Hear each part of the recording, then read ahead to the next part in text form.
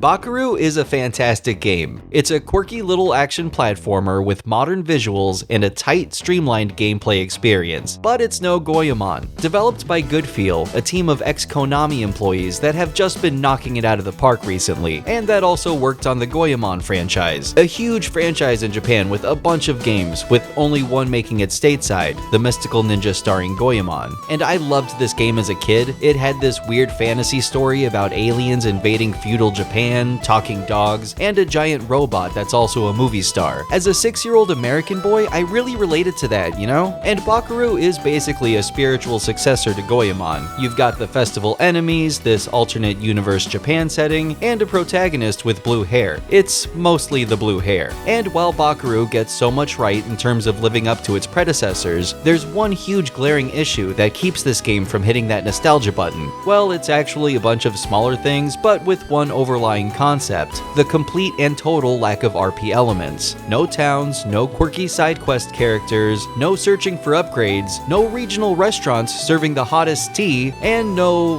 whatever this guy's doing. Which is unfortunate because Bakeru is actually a super fun platformer, with beautifully designed set pieces, a mix of interesting and challenging gameplay mechanics, and a number of homages and influences that really shows the developers loved, but still learned from the mistakes of, Goemon games like Mystical Ninja. So let's talk about what Bakeru gets right, because there's a lot of good stuff here, but also what it gets wrong, because the algorithm must feed. And you know, I genuinely enjoy Bakeru, and it's so close to being a classic in its own right. So this is also about how you can get close to the source material but still end up missing the mark entirely. So this is Bakeru, and definitely not Goemon.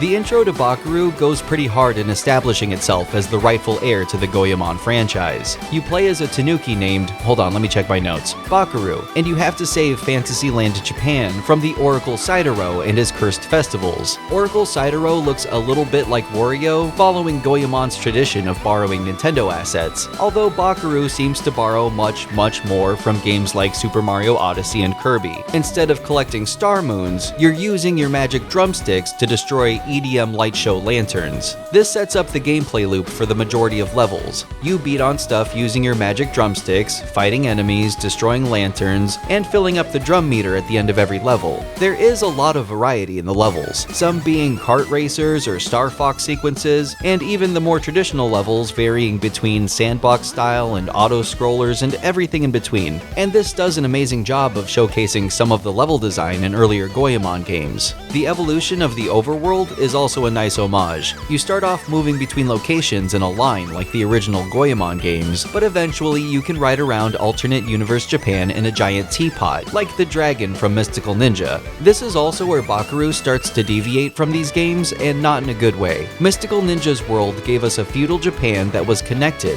large open world areas that led to dungeons and towns that acted as non-hostile hubs. In contrast, Bakeru takes the Odyssey approach, with each level being a self-contained area and an everyday object turned massive ship serving as the hub. And while I'm guessing this decision was made based on marketing data about player habits and attention spans, this change makes the game come off a bit too much like yet another generic third-party platformer, instead of a modern version of the infamous Goemon. In Mystical Ninja, exploration led to discovering things like stat-boosting power-ups in the form of an elephant statue, rewarding you later in the game for taking more time up front. In Bakeru, the rewards for exploration are capsule toys and these little nuggets of wisdom that, while releasing a minimal amount of dopamine when you find one, feels more like a slightly insulting way of shoehorning some replayability into an otherwise straightforward, one-and-done experience. With that said, the levels do an incredible job of updating the Goemon style with modern, vibrant visuals and platforming that's actually pretty punishing, frustrating in the best possible way. Like when I fall, my character doesn't take fall damage, but my ego does. And not only are some of the levels just absolutely beautiful, the upgraded graphics mean I can finally understand the enemy design in Mystical Ninja. And yeah, Mystical Ninja's original impact fight is such an iconic piece of gaming history, this was going to be hard to live up to. But Bakeru actually does it justice, with fighting sequences in your mech teapot that feel like War of the Monsters, and attack patterns that actually make sense. Okay, it's time to talk about the most egregious sin,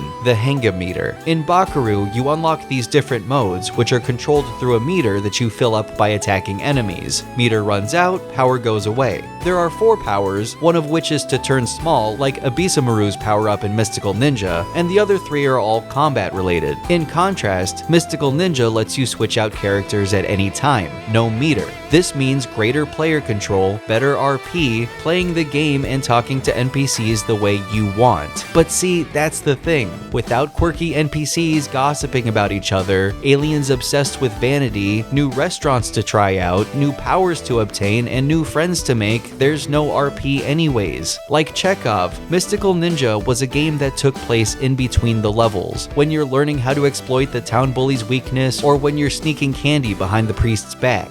Without these moments, Bakeru just feels like a bad impression of Goemon, another platformer in a sea of platformers that all feature the same vendor, same enemies, same loop over and over again until you save the day or whatever. And I think that's the main problem with Bakeru. This game is just too streamlined. It's too much like Mario or Kirby or Yoshi or any of the other modern games that package a beloved franchise into a bite-at-a-time experience. And while that might make sense for brands that come out with a new game every few years, for Goemon, a franchise that prided itself on telling an incredibly weird but fully immersive story, Bakeru ends up feeling very surface level and incomplete, which is again unfortunate because what is there is really fun. It's the best platformer I've played in a while, and it has enough variety to keep me coming back. But what do you think? Have you played Bakeru or the original Goemon games? Did you love Mystical Ninja while failing to understand it like I did? Let me know what you thought of it in the comments, and if you like this video, please give this a like and sub.